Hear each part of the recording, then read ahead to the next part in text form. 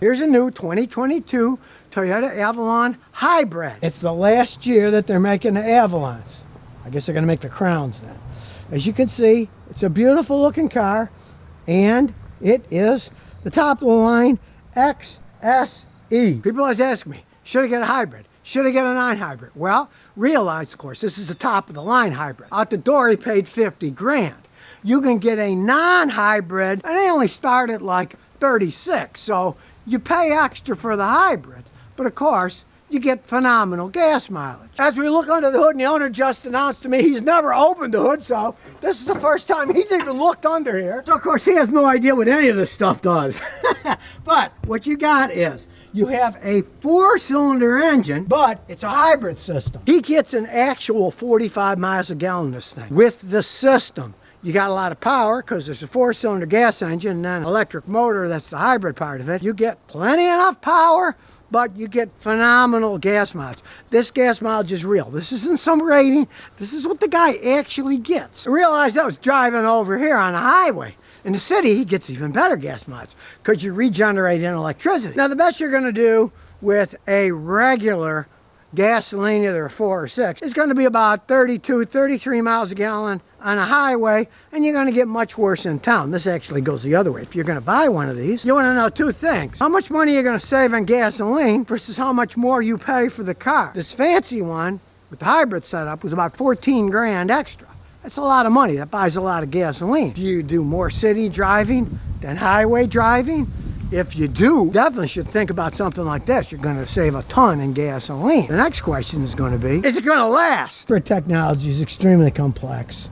You have a large hybrid battery, not as big as an electric vehicle, but it's still relatively large, and it runs an electric motor, goes through all kinds of computer stuff. It's very complex. But after all, this is a Toyota. And Toyota is the hybrid king as far as I'm concerned. They're making Priuses for over 2 decades, sold millions of them. They understand hybrid technology. It is very complex, costs a fortune to fix when it breaks down. Say you buy one of these new like he did. Generally, the hybrid systems, they're pretty bulletproof for 200,000 miles or more. They're pretty good systems, with one exception. If you live in Canada and you bought one of those few years ago RAV4 Primes, they made the wiring wrong, and they're shorting out, and Toyota's saying, oh no, that's not covered under warranty. Of course it should be. I haven't seen that problem in anything other than RAV4s. I've never seen it in this. I have seen Camry hybrids here in Rhode Island. They had 190,000 miles on them. We're still going strong. So it is a good system. It's more complex, there's no arguing that.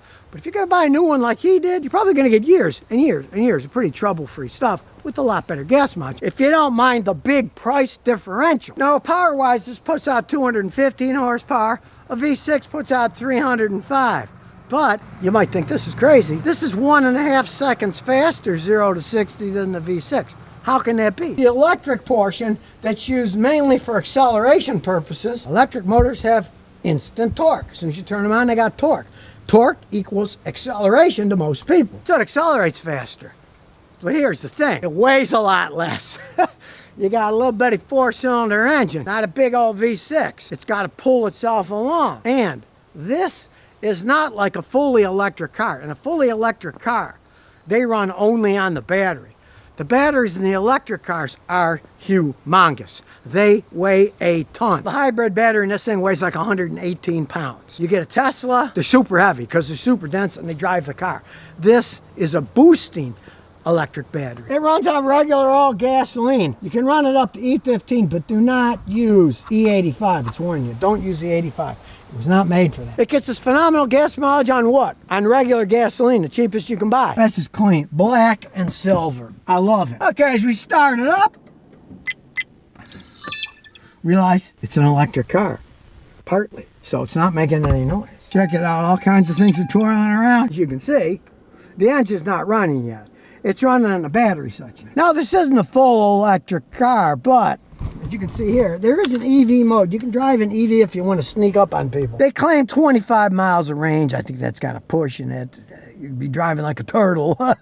Try it, and as soon as you get going any real speed, it'll switch back into regular gasoline mode, charge it up. This isn't a car that's made to drive around as an electric mode. It's a hybrid car, and the phenomenal gas mileage with the acceleration that it has is a lot of fun to drive. Got all the accoutrements, Plug-ins for your electronics. Eco mode, normal mode, sport mode for the shifting. A stunning interior with a whole bunch of space in the back seat. Look at that room. Look at it. And as beautiful it is on the outside, still got a pretty big trunk. You can fit quite a bit of junk back here. Quite a bit. He's got it clean, but you can put a lot if you want. Some cars are a hassle to get those back seats down to load stuff. Check it out. It's got a pull tab. And on both sides. Makes getting to it easy. Some of these are a royal pain in the rear end. This, one pull, it's open, and it's locked. But truthfully, the fancy ones have one problem. And there it is. These beautiful wheels. Notice, they are low profile tires. In 2 months, he's already popped 2 of those tires. And they're not cheap. I remember years ago when I was in Houston, BMW came out with all these low profile tires. Almost every single customer of mine who bought one ended up changing the rims and the tires to normal tires. The low profile tires will pop. And he lives here in Rhode Island, which is notorious for having the worst roads in the country. It's been voted worst roads in the country. You might think twice about low profile tires if you live where the roads are crappy. Because, take the Matrix, it's more or less normal. You can see there's a reasonable amount of a gap here. Take these Avalon tires, there's hardly any gap at all. And what happens? You hit a bump, the tires pop. Sometimes they break the rims that cost a fortune. He was a smart man though. Before he took the car out at the dealership, he paid for the tire and rim insurance. So he popped 2 tires, no co-payment, he got new tires. If you're gonna have they're for handling. You're gonna pop tires in crappy roads, make sure you pay for the insurance. It only makes sense. So why do people put low profile tires on? Because it's more aggressive handling. They're more fun to drive. Now, some of them are a little bit louder since they don't have the sidewall. It's a rougher ride. Understand, regular tires kind of like balloons. As you hit the bumps, they absorb a bunch of the shocks. These can't because there's nothing to absorb the shock. They're too thin. Now, in the case of this beautiful car, my wife would hate riding in it because I've taken her in. And she says, I like my Lexus, it's smooth. That thing rides too rough. But somebody who is a serious driver, if you want to pay the extra money for the insurance, go right ahead, put those tires on. Just make sure you got that insurance because you're going to be popping tires in potholes. They are not made for rough roads. They're made for smooth roads. You take them on a nice smooth racetrack. Yeah, there aren't potholes at racetracks, so it's really crappy. Let's take this baby for a spin, see what it does. Now, most hybrid cars do take getting used to because, you know, a lot of times they're not going to make any noise when you start them.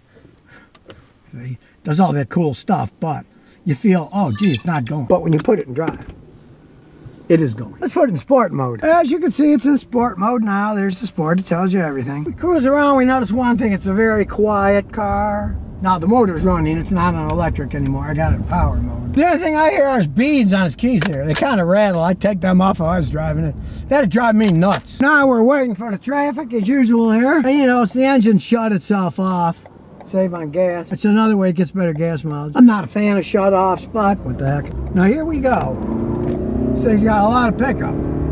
That's the electric motor. It's got torque for acceleration. Maybe it's a little bitty 4-cylinder engine, but it's got better acceleration than the V6. It's got 305 horsepower. You hit it, you get instant torque from that electric motor. It sticks me back in the seat. This thing's fun to drive around. It's like a little race car. It's pretty low to the ground now. You're gonna have to worry about hitting speed bumps. I went really slow out of my driveway, but you better be careful about speed bumps and big potholes. Like I say, he's already crapped out 2 of the tires, popped them. It has no problem at all cornering. Nice acceleration. It is a fun car to drive. And the seats are all for comfy. I'm really comfortable in these seats. It's form-fitting. And just looking at the car generally, I do have to say, they have their screen set up a lot better than the older ones were. Oh, the buttons tell you what they are. Simple to use. Have some fun. You can shift it manually too.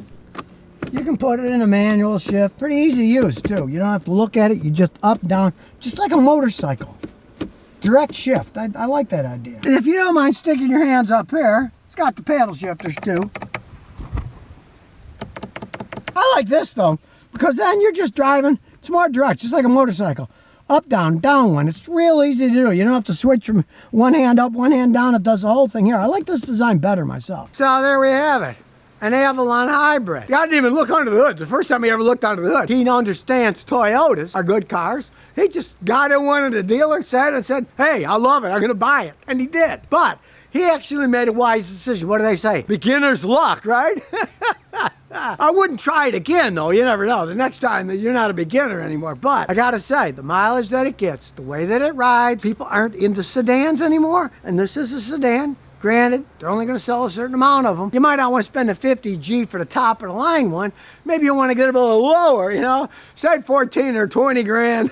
Buy the lower echelon one. But if you're wondering hybrid versus gasoline, now you know the truth. You know the money differential. You're going to pay more for the hybrid, and you're going to get a lot better gas mileage in town. On a highway, just a little bit better. But in town, a whole bunch. So if you're an in-town driver, it makes a lot more sense. But if you do highway driving all the time, you really want to spend another 15, 20 grand? I don't think so. It wouldn't make that much sense. The technology's more expensive. As it ages, it costs more money. In that case, I would go with the conventional engine myself. I wouldn't go for a hybrid. But you want the gas mileage in the city, this is faster because that electric motor gives more power. 0 to 60, it zooms right away. And it's ultra quiet, a lot quieter than the other ones, because those electric motors, half the time when they're just cruising along, you don't hear anything. So this XSE, like I said, it's low to the ground. So be careful over speed bumps and potholes. Or this giant mouth in the front is going to end up with some broken teeth in it, and they're not cheap to fix. Here's a new Honda Civic Sport. I kind of like the gray color, and it's a 4-door, so it's got room in the back too. It's got a nice little hatch trunk. It's a nice looking car, and it's a Honda Civic. Honda probably makes the best engines in the world. They make more engines than anybody. This particular one is a 2-liter 4-cylinder engine. It's not one of these tiny little 1.5 ones. It's a decent size. It's not turbocharged, but it's also a standard transmission, a manual transmission, right? Got plenty of get up and go, yet at the same time, when you drove it here from Connecticut, you got about 40 miles a gallon on a highway.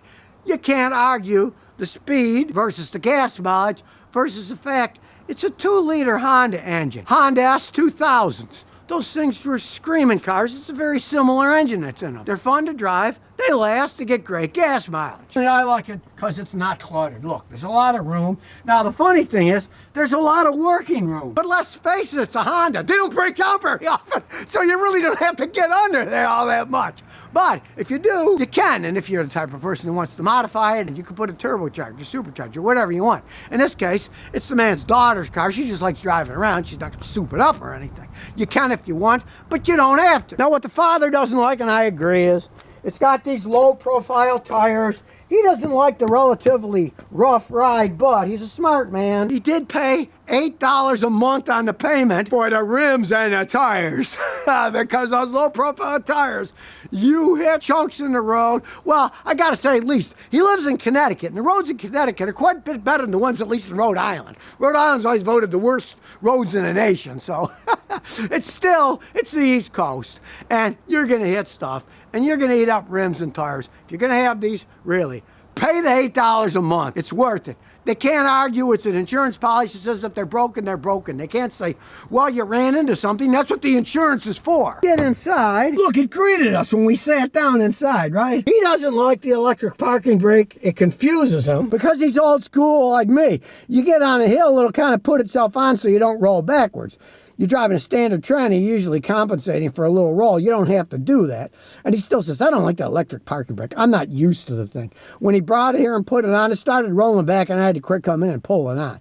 I don't like that electric stuff, but heck, they're all going that way, so there's not much you can do. You know, it's a Civic. It's a relatively economy car. You can set things up to get a little bit better gas mileage. Got monster-sized cup holders. Pretty ergonomic design. Now, I'm not a fan of sit-up screen. To me, it kind of looks like you just stuck an iPad on the dash, but a lot of the Japanese companies, they kind of do it as a second thought. You can see it's really not integrated with the style of the dash. I'd rather have one built in. Start her up.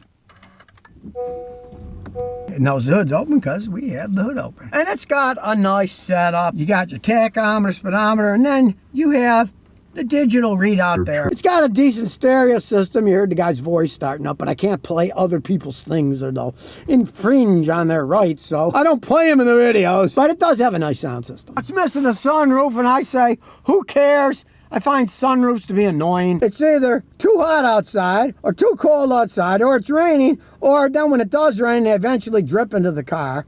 They roll the windows down. I find sunroofs to be kind of a ridiculous thing. A lot of people, oh, we got a sunroof. And I go, what do you really need it for? All it does when you open it up and it's hot outside, the sun gets in and makes it even hotter. I like the old school pedals, chrome and black. Love the louvers. We'll turn the fan on. You can move them all over the place. You get them blow all kinds of places. I like the design, and I like the little throttle inside that you can really move it anywhere you want. No more trying to get it just in the right place. You can here, because it swivels all around. Interesting design. And it's got a relatively basic screen. I do have to say that the $150 pumpkin Android I put in my wife's Matrix does a heck of a lot more than this thing does. And that's ages ago, years ago I put it in. So, you know, they could have added a little bit more on that if you ask me. But as you can see, it's a smooth running Honda engine. And realize this, people made a big to-do a few years back about Honda engines and oil dilution problems. Well, this engine doesn't have any of those problems. It doesn't have all that extra pressure blowing everything through. And even the new Hondas, they don't have a problem with it because the new GF6 oil takes care of it. And even in one of these, I'd run the GF6 oil because it's a great oil, makes things last longer. Engines cost a lot of money. Oil is relatively cheap. Just change your oil, use that, say, every 5,000 miles. Because unlike a lot of engines out today, you see the GMs, the Chryslers, they're burning oil when they get just 20, 30,000 miles, and they say, well, that's normal, right? That's not normal for Hondas. You take care of one of these engines. I got people bringing me these 2-liter engines, 160,000 miles. They don't burn a drop of oil because they change the oil every 5,000 miles. You take care of one of these Hondas, they can last you an awful long time. Now, the father's personally a little bit kind of off with all the crazy electronics, electric braking, the keyless ignition. So he paid about $1,000 extra for a 100,000 mile warranty on all the electronics. It's got the headlights that are high beam. They automatically turn themselves down. I mean, there's all kinds of computer stuff on these. Realize that. This is not a car you want to drive through deep water, to say the least. If it's raining, drive it to the top of a parking lot and go have a drink or something. Don't try to make it through deep water. You'll destroy the car. It's low to the ground. It's got all kinds of electronics in it. And if you're worried like him, hey, and you live on the coast next to the ocean, maybe it's not a bad idea to pay $1,000 for the whole 100,000 mile warranty on all the electronics, because it's chock full of electronics like any modern car. Take it for a spin. Now, it does have this crazy electric parking brake stuff, so turn that off. And it is a 6-speed transmission. Now, it's got a relatively good backup camera, I gotta say. I just don't like the idea that this thing is sticking up. To me, it just looked out of place. I wish they would have made a dash where it was integrated. I like the integrated dashes better. It doesn't seem extremely low to the ground. It's low, but not extremely low. And they are fun handling. Now, he doesn't like the highway set up for these electronic power steering, and I'm not a big fan of them either. I like the old systems, but they're all going to electronics, so there's much you can do about that. Well, the owner just informed me that even though they charged him $5,000 extra and then $1,500 for this waxy deal, they did throw in 4 free oil changes. And here we go. It's got a nice response to it. It's a fun little car to drive. Now, it's not like a Civic Type R that's an absolute screaming monster, but it gets you where you're going, and you get 40 miles a gallon on the highway. You really can't argue against that. Honda, or I should say Acura, same company, decided to bring back the Integra as a 4-door. Now, it's kind of interesting because the guy originally was going to buy a Civic. He wanted to get a fancy Civic. There weren't any around, but he fell in love with this. And, truth be told, under the hood, he got the Civic Si engine. It's the same engine in the Civic Si as they do in the Integra. So, obviously, it's going to perform pretty much the same, too. Opted for the CVT transmission. You want to mess around with the standard, and the funny thing is, believe it or not, he would have had to pay 13 grand more for the standard transmission. They see him as a specialty thing, and I don't blame them. It's a lot of money. It used to be the standard transmissions, you call them manuals. We used to call them standard because that was the standard. You paid extra for an automatic. Now in this case, you'd pay 13 grand more for the standard version, for the manual transmission. So he opted up for that transmission. And it makes sense for him because he wanted a daily driver. A nice 4-door makes a lot more sense for a daily driver. He's not going to be shifting any gears, and it's very comfortable inside. Look, it's welcoming us in. Various modes you can put the transmission in. Nice trim. Turn it on. Pretty snazzy little dial action happening there. Hood's open, we know that. I left it open. Nice touch screen to go through all your stuff. Dark roof. Nice contrast. Your phone stuff, everything you need on the steering wheel. A nice small black and silver steering wheel. Very comfortable. Now personally I'm surprised that Acura bought back the Integra because everybody's going for SUV. The world's gone SUV mad. This is a very nice 4-door sedan. He got it because he wanted a comfortable vehicle. Accidentally, he wanted a Civic. He's probably much happier with this than he would have been with the Civic. Yeah, you can get the Civics that handle like mad, but they don't ride all that well. This thing rides a lot better. For some reason, they decided to stop making them, and now they're making them again. It's got LEDs.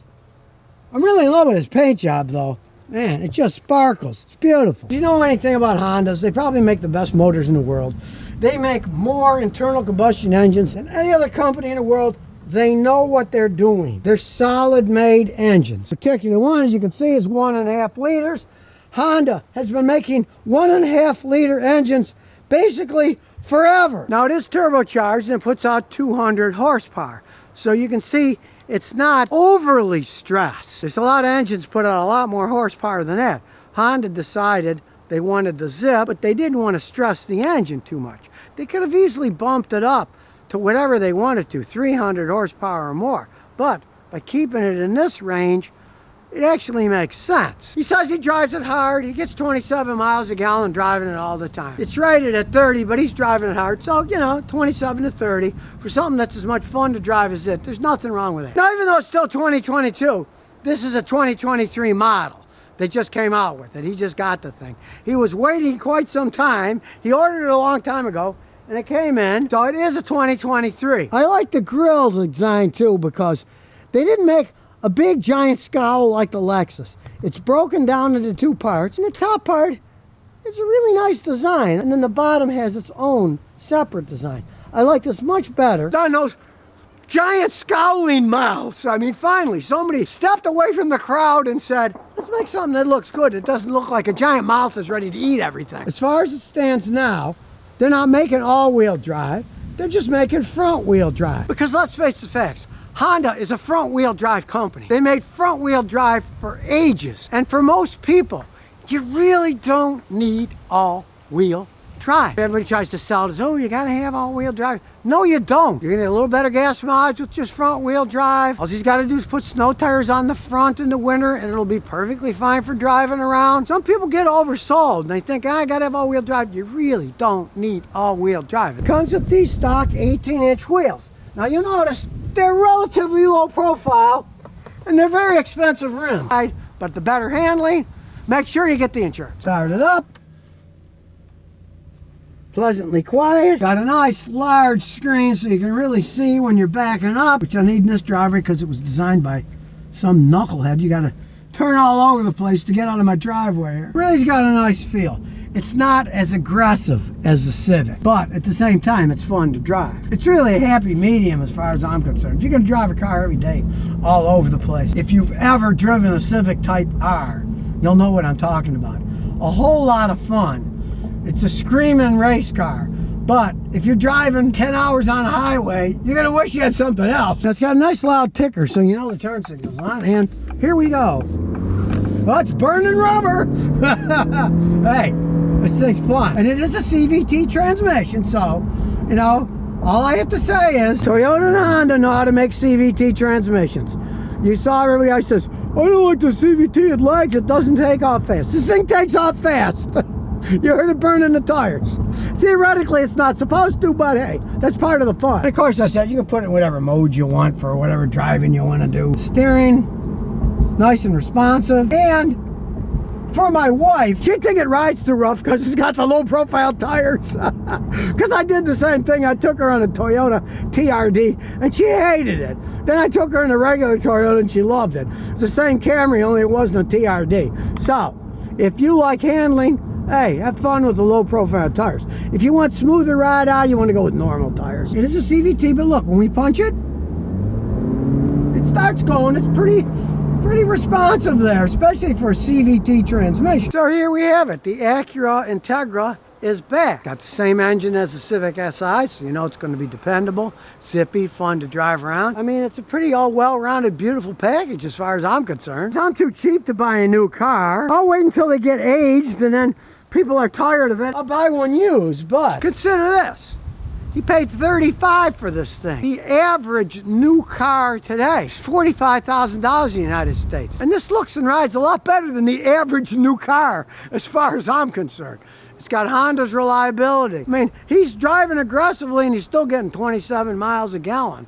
You driving a car that's as zippy as this and drive aggressively, good luck getting better than 27 miles a gallon. Gotta say, it's a well-rounded package. In that price range, you get a Honda, the classic Integra. So all I have to say is, thank goodness, Honda, you didn't jump full force into the SUV world and make everything SUVs, because there are people who like driving a nice sports sedan around. Everybody doesn't want to be seen in an SUV. You're always going to get worse gas mileage in an SUV.